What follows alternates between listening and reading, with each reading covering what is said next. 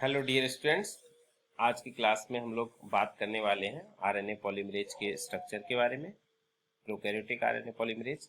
ठीक, हम लोगों ने पिछली क्लासेस में ट्रांसक्रिप्शन के बारे में पढ़ा था, प्रोमोटर के बारे में पढ़ा था। ठीक, आज हम बात कर रहे हैं प्रोकैरियोटिक आरएनए पॉलीमरेज की। तो जो प्रोकैरियोटिक आरएनए पॉलीमरेज होता है वो मेनली आपका 5 टाइप की सब यूनिट से मिलकर बना होता है। 5 टाइप्स टोटल। अगर सब यूनिट की बात करें, टोटल 6 सब यूनिट्स हैं। टोटल कितना है? 6 सब यूनिट है। अगर टाइप की बात करें तो 5 टाइप्स। ठीक, क्योंकि देखिए 2 अल्फा सब यूनिट इतना है, 2 अल्फा सब यूनिट हो गई, 1 सिग्मा सब यूनिट हो गई, 1 ओमेगा सब unit, 1 beta and 1 beta prime. ये सारे सब यूनिट्स मिलकर आरएनए पॉलीमरेज का फॉर्मेशन करती हैं। जो प्रोकैरियोटिक आरएनए पॉलीमरेज है, अगर हम उसके स्ट्रक्चर की बात करें तो उसका जो स्ट्रक्चर है, ये जो हाइपोथेटिकल मैंने स्ट्रक्चर बनाया है, ये क्रैब क्रैब जो होता है उसका क्लॉज इस टाइप का है। तो जो आरएनए पॉलीमरेज का स्ट्रक्चर है वो क्रैब क्लॉ लाइक होता है। जो क्लॉज होते हैं ये बीटा और बीटा प्राइम सब यूनिट्स, ये दोनों मिलकर क्रैब का क्लॉ बनाती है। इन क्लॉ के पास क्या होती है? एक्टिव साइट प्रेजेंट होती है। इसके बीटा सब यूनिट के बेस पर एंड बीटा प्राइम सब यूनिट के बेस पर एक्टिव साइट प्रेजेंट होती है। क्या होती है? Active site. ठीक, जिस प्लेस पर ये एक्टिव साइट प्रेजेंट होती है उसको एक्टिव सेंटर क्लेफ्ट कहते हैं। क्या कहते हैं इसको? Active centre cleft. ठीक है, यानी आरएनए पॉलीमरेज का काम क्या है? Synthesis of RNA by using DNA template. DNA template से आरएनए को सिंथेसाइज करता है डीएनए टेम्पलेट के बेस पर। ठीक, जो इसकी एक्टिव साइट है, आरएनए पॉलीमरेज की एक्टिव साइट किस सब यूनिट में प्रेजेंट है? 2 सब यूनिट के पास इसकी एक्टिव साइट प्रेजेंट होती है, जो एक्चुअल में राइबोन्यूक्लियोटाइड्स को ऐड करने का काम कर रहा है। वो है हमारी बीटा सब यूनिट और बीटा प्राइम सब यूनिट। ठीक, बीटा सब यूनिट और बीटा प्राइम सब यूनिट में भी कहाँ प्रेजेंट है? इसके बेस पर। देखिए ये बहुत ही इंपॉर्टेंट है, इस पर फोकस करना है आप लोगों को, क्योंकि सीएसआईआर में यहाँ से क्वेश्चन पूछा जा सकता है। ठीक, यानी active site prokaryotic RNA polymerase की कहाँ प्रेजेंट है? उसकी 2 सब यूनिट के पास, बीटा सब यूनिट और बीटा सब यूनिट प्राइम सब यूनिट। उनमें भी कहां पर? इसके बेस पर। ठीक, इन एक्टिव साइट में देखिए, अगर आप लोगों ने डीएनए पॉलीमरेज का स्ट्रक्चर ध्यान हो तो वहां पर भी आपने पढ़ा होगा डाईवैलेंट मेटल आयन प्रेजेंट रहते थे एक्टिव साइट में। सेम हियर, इसकी एक्टिव साइट में भी डाईवैलेंट मेटल आयन प्रेजेंट होते हैं। क्या प्रेजेंट होंगे? डाईवैलेंट, यानी ऐसे मेटल आयन जिनकी वैलेंसी 2 हो।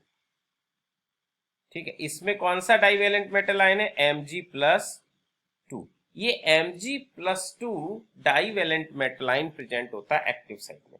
तो बीटा प्राइम सब यूनिट की एक्टिव साइट में भी प्रेजेंट होगा और बीटा सब यूनिट की एक्टिव साइट, दोनों की एक्टिव सेंटर क्लेफ्ट जो कि एक्टिव साइट है, वहां पर प्रेजेंट होता है हमारा डाईवैलेंट मेटल आयन। ये जो डाईवैलेंट मेटल आयन होते हैं, इनका कितने? 2 डाईवैलेंट मेटल आयन प्रेजेंट होते हैं।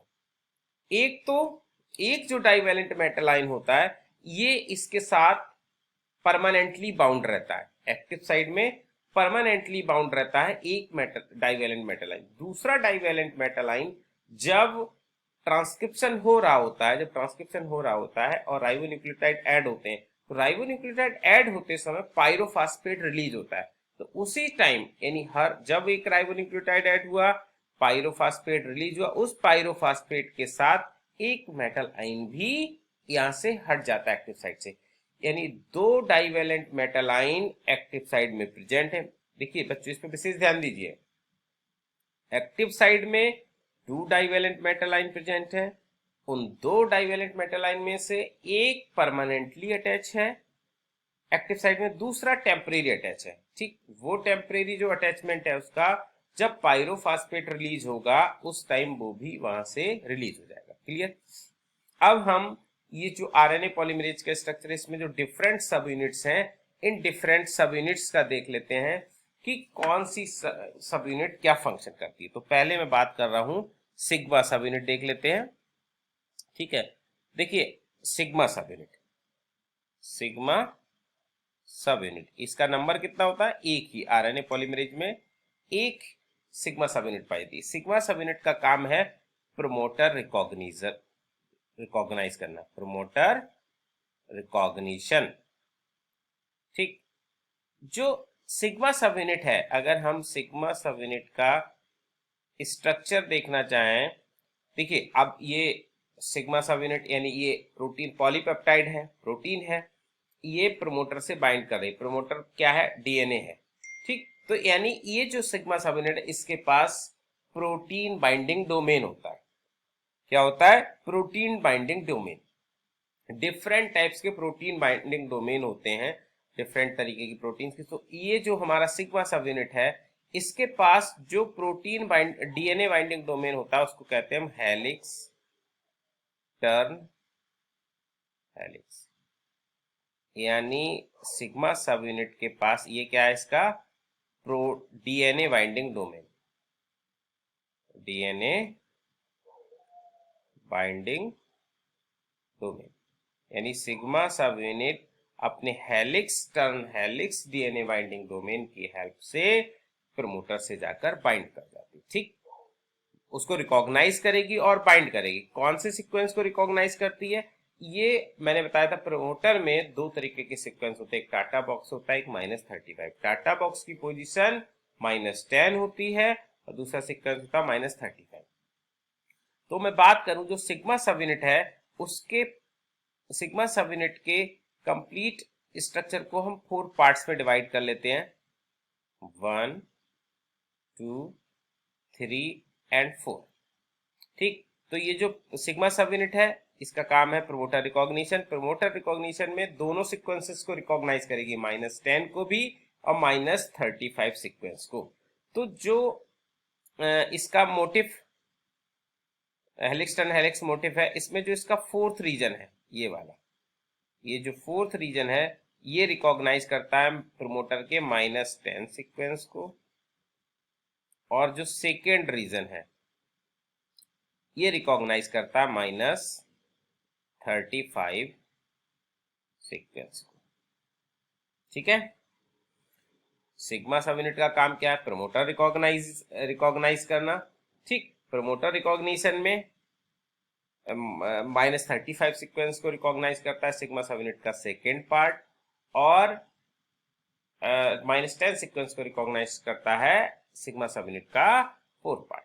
ठीक है, जो बैक्टीरिया होते हैं उनमें डिफरेंट टाइप के सिग्मा सब यूनिट पाई जाती है। जो मोस्ट कॉमन सिग्मा यूनिट है, मोस्ट कॉमन सिग्मा यूनिट की हम बात करें वो हमारा है सिग्मा 70। कौन सा, सिग्मा 70। इसके अलावा डिफरेंट टाइप के सिग्मा और पाए जाते हैं जिसमें सिग्मा 32 है, सिग्मा 54 है। मोस्ट कॉमनली कौन सा हो गया हमारा, सिग्मा 70। ठीक, तो सिग्मा सब यूनिट का काम क्या है, प्रमोटर को रिकॉग्नाइज करना। इसके अलावा सिग्मा सब यूनिट क्या करती है, ठीक, जो देखिए मैंने आपको बताया था जो डीएनए होता है, डीएनए में हमारा एक टेम्पलेट स्ट्रैंड होता है, दूसरा सेंस स्ट्रैंड होता है। ठीक, तो जो सिग्मा सब यूनिट होती है ये सेंस स्ट्रैंड के थाइमीन के साथ भी इंटरेक्ट करती है। सपोज ये हमारा प्रमोटर है, ये प्रमोटर है। ठीक, तो जो हमारा आरएनए पॉलीमरेज है कुछ इस तरह से बाइंड किए रहेगा, ये हमारा बीटा प्राइम, और ये हमारी सिग्मा सब यूनिट है। जो सिग्मा सब यूनिट है ये हमारा सेंस स्ट्रैंड हो गया। ठीक, तो सेंस स्ट्रैंड में थाइमीन के साथ, जहां पर भी थाइमीन प्रेजेंट होगा उस थाइमीन के साथ ये सिग्मा सब यूनिट इंटरेक्ट करती है, सेंस स्ट्रैंड के थाइमीन के साथ इंटरेक्ट करती है, और वहीं पर हमारा आरएनए पॉलीमरेज पॉज हो जाता है। वहां पे क्या होगा, आरएनए पॉलीमरेज हमारा थोड़ा सा पॉज ले लेगा और वहीं से इनिशिएशन स्टार्ट होगा। यानी वहां पर, यानी जो आरएनए है, आरएनए का फर्स्ट न्यूक्लियोटाइड क्या होना चाहिए, यानी थाइमीन, यानी यहाँ पर ये अगर सेंस स्टैंड में टी है तो यहाँ पर क्या होगा भाई, ए होगा ना। ए और टी के बीच में बेस पेयरिंग होती है, तो हमारा जो आरएनए है उसमें क्या आएगा, टी तो आ नहीं सकता, तो आरएनए में आएगा टी के प्लेस पे क्या, यूरेसिल। यानी आरएनए में पहला न्यूक्लियोटाइड हमारा मोस्टली यूरेसिल ऐड होता है। ठीक, अगर हम बात करें तो जो सिग्मा सब यूनिट है, सिग्मा सब यूनिट को जो ई कोलाई के बैक्टीरियल जीनोम की हम बात करें तो कौन सा जीन है जो सिग्मा सब यूनिट को कोड करता है, तो वो होता है आरपीओडी जीन। जो आरपीओडी जीन है ये सिग्मा सब यूनिट को कोड कर रहा है। सिग्मा सब यूनिट को कोड करने वाले जीन का नाम क्या है, आरपीओडी जीन। तो आरपीओडी जीन हमारा सिग्मा सब यूनिट को कोड कर रहा है। तो अगर बैक्टीरिया के आरपीओडी जीन में म्यूटेशन हो जाए, समझिए, अगर बैक्टीरिया के आरपीओडी जीन में, यानी क्या हो गया, हमारा बैक्टीरिया का आरपीओडी जीन म्यूटेट हो गया, तो आरपीओडी जीन अगर म्यूटेट हो जाएगा, आरपीओडी जीन का क्या हो गया, म्यूटेशन हो गया ना, मैंने डी माइनस लिख दिया, मतलब म्यूटेशन हो गया। तो म्यूटेशन से क्या हो गया, अब हमारा सिग्मा सब यूनिट नहीं बनेगी। यानी सिग्मा सब यूनिट नहीं बनेगी तो बैक्टीरिया की कौन कौन सी प्रोसेस इससे प्रभावित हो जाएंगी, ध्यान दीजिए, मैं आपको ऑप्शन दे रहा हूं, आप बताइए। इनिशिएशन नहीं बैक्टीरिया का, आरएनए पर initiation only, elongation only, both initiation and elongation, neither initiation and elongation. ठीक है, तो अगर आरपीओडी जीन म्यूटेट हो जाता है, यानी सिग्मा सब यूनिट अब्सेंट होती है, तो इनिशिएशन पर भी इफेक्ट पड़ेगा, ट्रांसक्रिप्शन इनिशिएशन पर भी और ट्रांसक्रिप्शन इलोंगेशन पर भी। तो आरपीओडी जीन के म्यूटेशन से इनिशिएशन एंड इलोंगेशन दोनों ही प्रोसेस अफेक्टेड हो जाएंगी, ये बात हमको ध्यान रखनी है। ठीक है, तो ये तो बात हो गई हमारी अल्फा सिग्मा सब यूनिट की। सेकेंड सब यूनिट है, अब उसकी बात कर लेते हैं, ये भी बहुत इंपॉर्टेंट सब यूनिट है, अल्फा सब यूनिट। अल्फा सब यूनिट अल्फा सब यूनिट का काम भी होता है प्रमोटर को रिकॉग्नाइज करना।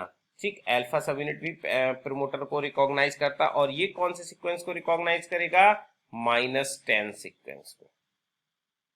ठीक है, तो प्रमोटर रिकॉग्निशन में सिग्मा सब यूनिट और अल्फा सब यूनिट दोनों काम करती हैं। यानी अल्फा सिग्मा सब यूनिट की अब्सेंस में भी हमारा ट्रांसक्रिप्शन हो सकता है, क्योंकि अल्फा सब यूनिट भी हमारे प्रमोटर को रिकॉग्नाइज कर सकती है।